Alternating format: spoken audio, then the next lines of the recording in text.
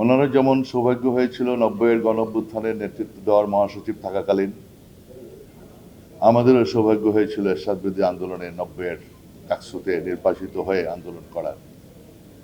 তো সেদিক থেকে তেমনি আমাদের প্রিয় নেত্রী দেশনেত্রী বেগম খালেদা জিয়ার নেতৃত্বে আমরা একটি সফল গণঅভ্যুত্থান উপহার দিয়েছিলাম, স্বৈরাচারের পতন নিশ্চিত করেছিলাম। সেই আন্দোলনে মহাসচিব হিসাবে অত্যন্ত গুরু দায়িত্ব পালন করেছেন ব্যারিস্টার সালাম তালুকদার। একজন সফল ব্যক্তি হিসাবে এ ম্যান অফ পার্সোনালিটি, তার যেমন ব্যক্তিত্ব তার তেমন মেধা, চৌকস, স্মার্ট, সকল গুণে গুণান্বিত,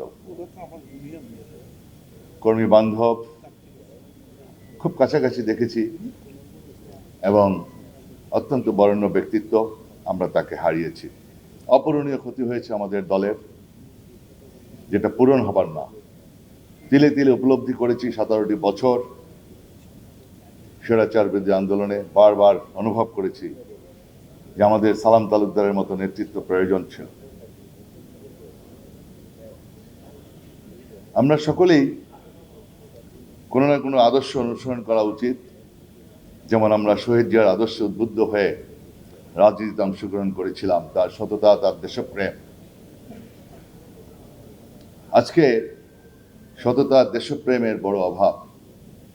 জুলাই আগস্টের আন্দোলনের পরেও ছাত্রদের প্রত্যাশা অনেক, আমাদের ছাত্র জনতার সকলের প্রত্যাশা যে অনেক কিছু আমরা পরিবর্তন করব।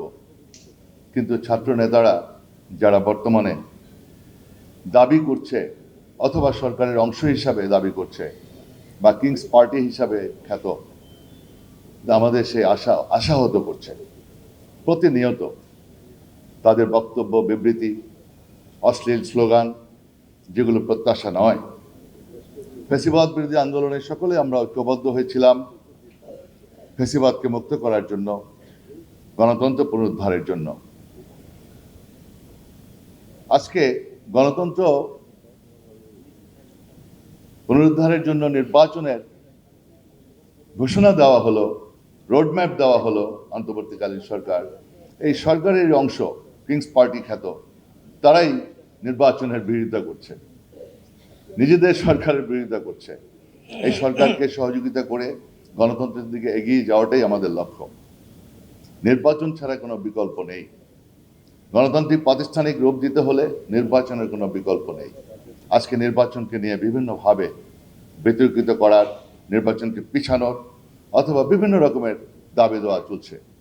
যেমন পিআর নিয়ে কথা বলছে, যে পিআর এটা এদেশের জনগণ কাকে নির্বাচিত করবে, সে যদি তার প্রার্থীকে উনি যদি নির্বাচিত না করতে পারে, পার্টিগতভাবে কাকে ওখানে দিবে এটা জানবে না জনগণ, এটা হতে পারে না।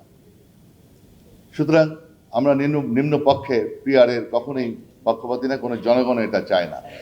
গণভোটের কথা বলছে, বর্তমান সংবিধানে গণভোটের কোনো প্রক্রিয়া নাই, কোনো সিদ্ধান্তই হতে পারে না। বর্তমান সংবিধান অনুযায়ী নির্বাচনের কোনো বিকল্প নাই, জাতীয় নির্বাচনই প্রথম হতে হবে। তাই গণভোটের প্রশ্নই আসে না, পিআর পদ্ধতির প্রশ্নই আসে না। এদেশের জনগণ পিআর পদ্ধতিতে বিশ্বস্ত নয় এবং তারা পরিচিত নয়।